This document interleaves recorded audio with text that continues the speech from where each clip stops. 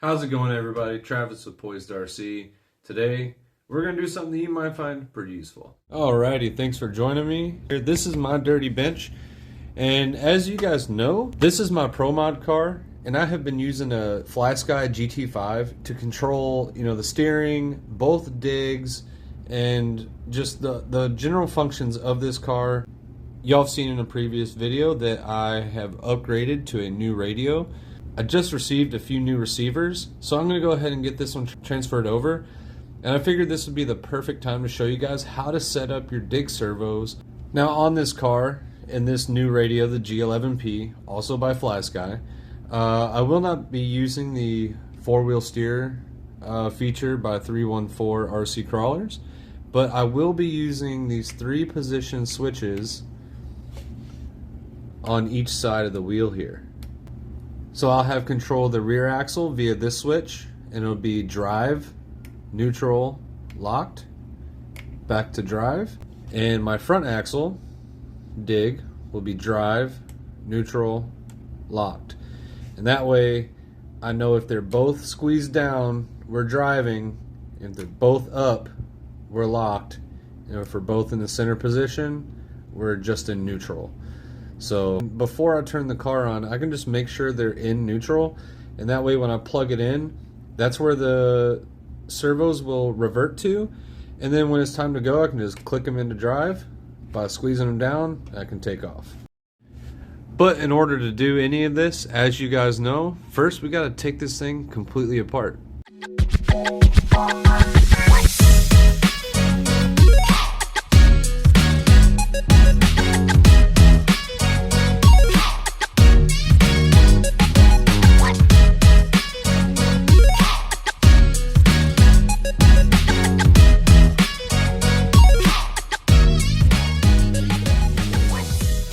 Alright, now as you can see, we now have access to both of our dig servos, and I'm going to show you how I go about setting these up. Alright, so before we go any further, I need to look at my GT5 and figure out which channels we're operating what, so we can use that information and we can transfer it over here correctly. On this particular one, this thumb switch right here, channel 4, was my rear axle lockup or front burn, and I had this button here, so it was either front axle locked or front axle drive. So this is now going to be on a 3-position switch on this radio, but this is channel 3, and I'm going to be using SW2 and SW3. First things first, we're going to pre-program everything into this radio, and this will apply to really any radio. This is just the one that I happen to be using at this time. Here on the top screen, I have it set to my 1.9 unlimited, so I need to go down here and select a new model. Select model, Pro Mod. Yes. Now we'll go back, and my first step is going to be go to the auxiliary channels. Channel 3, I have already set this up. So I already have this set up so the SW2 is on channel 3 and SW3 is on channel 4. So I need to remember that when I go to plug everything into this receiver, because I don't want these servos to be backwards, like plugged into the wrong one, because I want to get it right the first time. I don't want to have to redo this a couple of times. So currently, this servo here is plugged into channel 3 on the GT5 receiver, and my front burn servo is plugged into channel 4. So this front burn servo that's in channel 4, I need to plug it into channel 3 on this one, and then the one that's plugged into channel 3, I need to plug it into channel 4. Before we do that though, for setting up a dig, what I like to do is we're going to go back, go to basic set, find our EPA, and down here on channel 3 and 4, we're just going to turn those way down. Like way down. You can see here I'm at like 25% on each one of throw. Let's go down all the way. Alright, so that's channel 3 and 4. Our steering, I'm also going to go ahead and turn that down because we're going to set that up as well. And we're just going to do minimal throw to start. Throttle, I'm not super worried about. We just want to make sure that when we pull the gas pedal that we're going forward, and when we push on it, we're going backwards. So let's go ahead and let's get power plugged into this first so that we can bind this receiver to the radio on this channel, and then we can just kind of go from there. Alright, so we are bound up. I have my servos disconnected. Make sure before you apply any power to the car that your servos, steering servo is probably okay, but these dig servos or shift servos or whatever application you're using, if you're setting up multiple ones with multiple endpoints, to start with, we're going to make sure they're disconnected. That way when you power everything up, it doesn't go all crazy on you. So let's get everything turned back on. Alright, so we are plugged in. We have power in the neutral position. So that's going to be drive, that's going to be locked,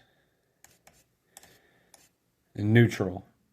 Now that it's in neutral, I want my shift lever to also be in neutral. You can do this one of two ways. If you go to put your servo horn on and you can't turn it, you can either go back a tooth, like adjust it on the spline,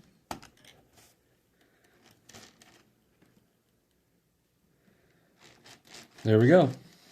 We now have a neutral position. Sometimes though, if you can't get it fine-tuned, quite in the right spot, you can adjust the length of your linkage to get you tuned into where you really need to be. To our servo horn to lock that in place.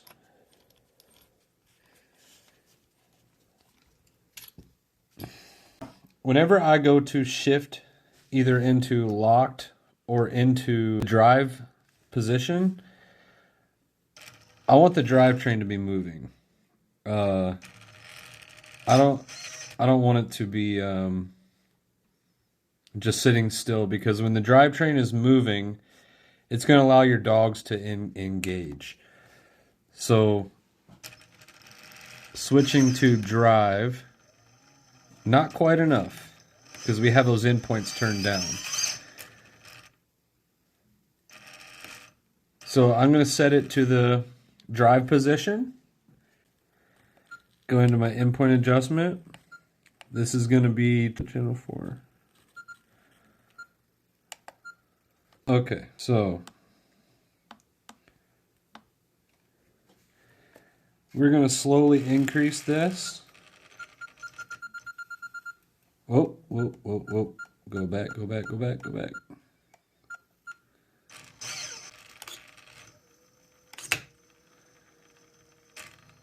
All right. Now you see how you can move it forward, and you can kind of go too far where it's kind of shoving it in. I like to get it to where it locks in and then just back it off a few points. You can see our drive shaft turning. Now it's not, but I can spin it by hand. And it actually kind of feels like that is grabbing on the gear teeth on the lock side a little bit. Let's go to locked. We're going to need to try to turn this by.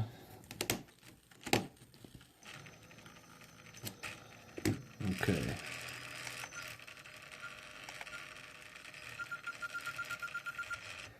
There we go. So these servos, they're kind of too strong. If the teeth aren't, if the dog teeth for the dig aren't quite fully lined up, your front axle has to pivot in order to get everything lined up the way it needs to be in order to go into the lock position. And sometimes when you go to shift it, it's there it goes. See how it finally went into position there? It's kind of a bear. I wish I had a weaker servo, honestly, that was just faster. Like a faster, weaker servo would definitely be more ideal. But currently, we are set up. There we go. That's probably more closer to fully engaged.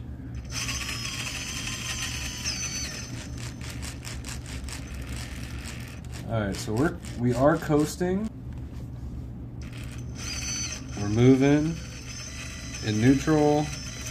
Shift to go. Shift to lock.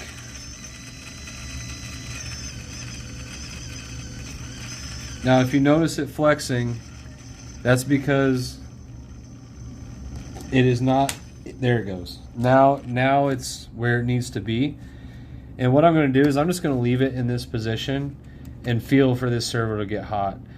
If it was over traveling, like if it was trying to pull it too far, this servo would just sitting here without doing anything would get super hot.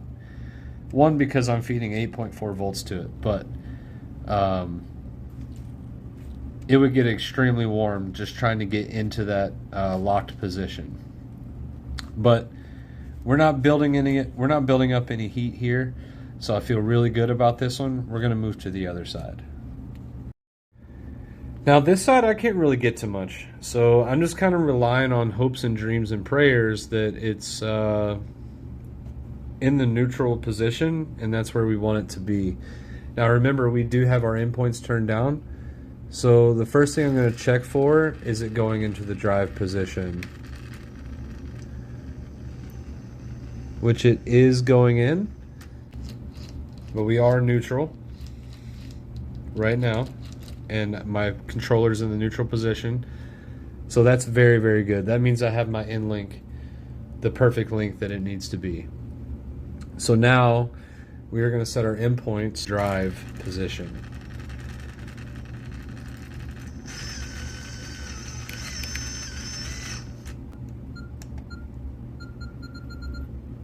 Oh, did you see it traveling a little bit there?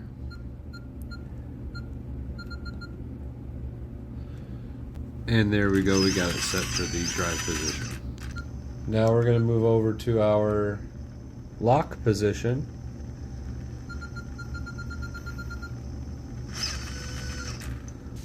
We're going to have to, there we go.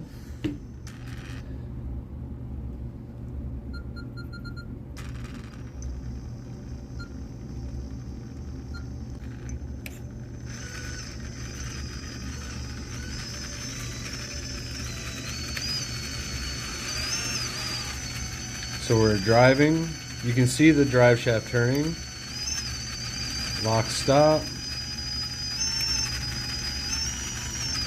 Neutral position. You can see me spinning it.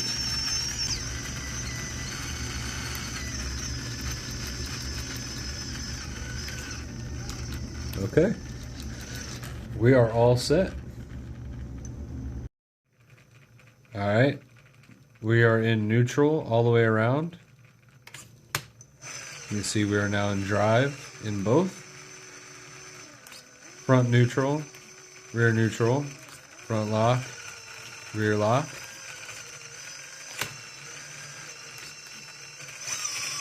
Sweet. All right, we are all set up. Now it's off to setting the steering servo. So we have our everything's centered. We have everything turned pretty far down right now. So let's focus on turning left.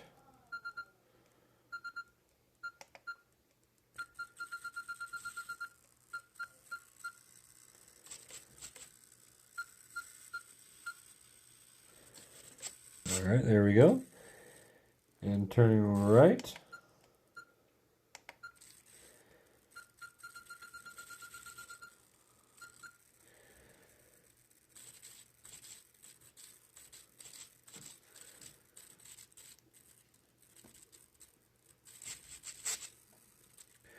We can use our steering ram to gauge if we're at full throw or not.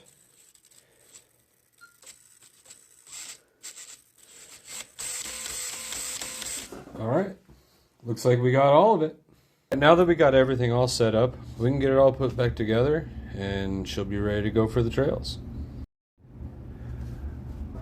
This is buggy number 2, set up on the G11P that has been modified by 314 RC crawlers. I now have more functions than I did before because my front now has a neutral position and my rear's already had a neutral position, but this is just going to be more convenient because while I'm steering I can do the front and I can just use my thumb to dig and lock and dig as needed.